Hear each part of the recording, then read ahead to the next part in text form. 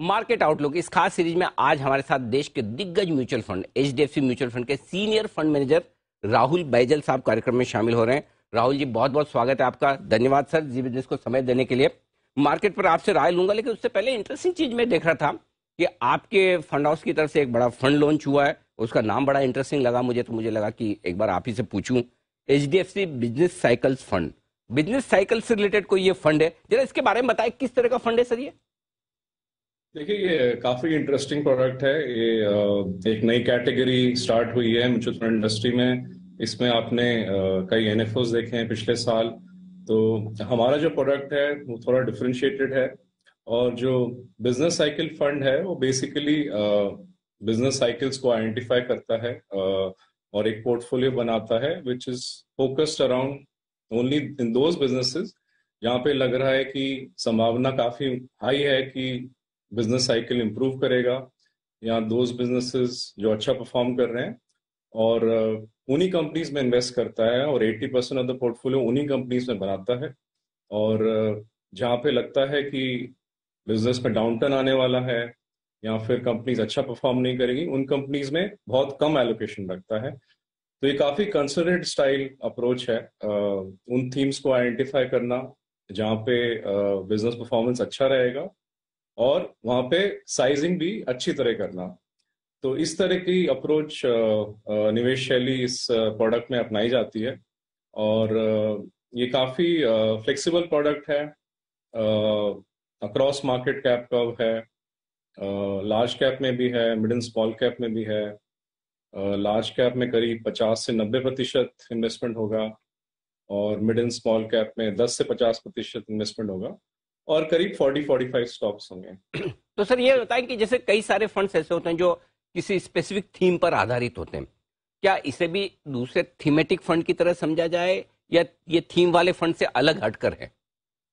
तो ये बहुत इंपॉर्टेंट क्वेश्चन है। तो बेसिकली ये थीमेटिक कैटेगरी में तो है, लेकिन ये बाकी दूसरे जो थीमेटिक फंड है उससे बहुत अलग है। क्योंकि जो बाकी दूसरे थीमेटिक फंड होते हैं वो टिपिकली एक सेक्टर पे फोकस करते हैं या एक सिंगुलर थीम पे फोकस करते हैं। तो उसमें जो इन्वेस्टर होता है या डिस्ट्रीब्यूटर पार्टनर होता है उसको टाइमिंग करना पड़ता है।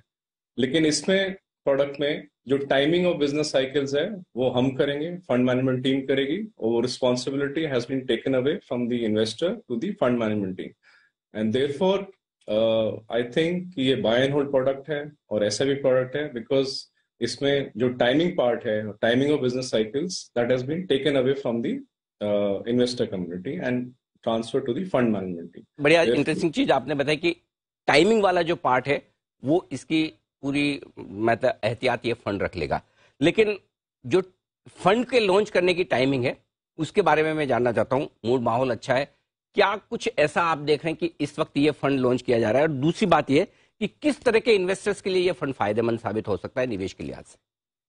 देखिए, जहां तक टाइमिंग का सवाल है, ये बिजनेस साइकिल से फोकस करेगा। तो अभी कई बिजनेस साइकिल्स है जो अच्छी भी लग रही हैं इकोनॉमी में, जैसे कि बैंकिंग साइकिल है, उसमें काफी उछाल आ रहा है और एक साल से अच्छा ही परफॉर्मेंस है और मेरे को लगता है अभी 1-2 साल आराम से और परफॉर्मेंस चलेगा।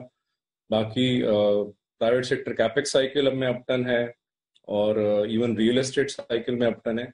तो ये जो 3 साइकिल्स हैं ये काफी लंबी ड्यूरेशन की होती हैं और काफी समय तक चलेंगी। तो from that perspective I think इस प्रोडक्ट का टाइमिंग ठीक है।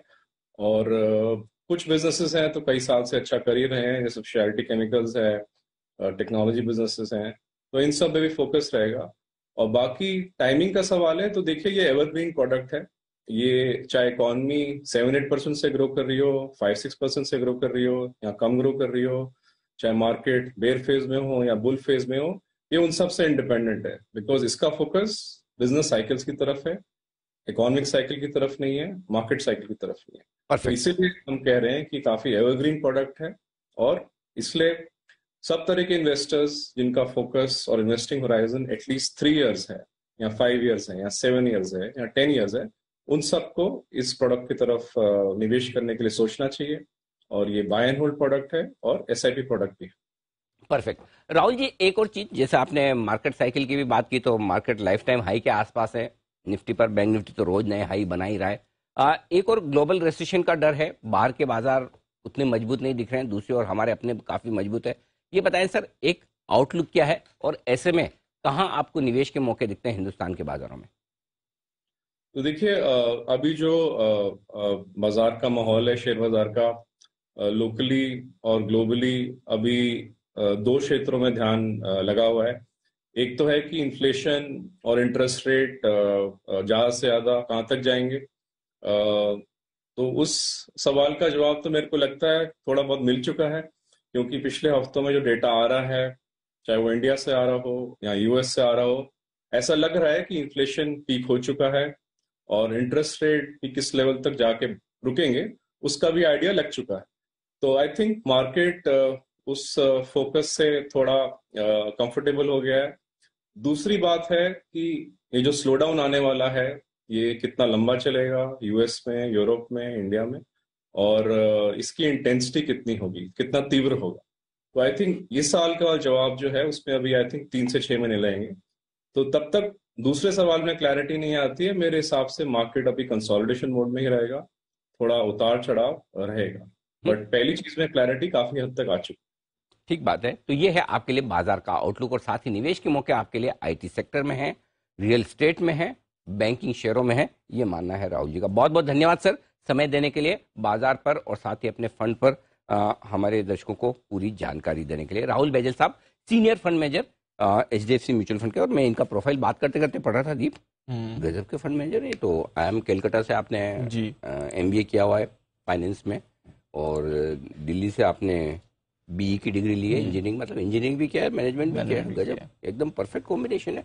सो जब और लंबा चौड़ा एक्सपीरियंस राहुल जी का है फंड और रिस्क मैनेजमेंट का, और senior fund manager HDFC mutual fund में। आइए एक छोटे से ब्रेक का वक्त है, ब्रेक के उस पार जल्दी से आपके लिए कुछ और बेहतरीन पिक्स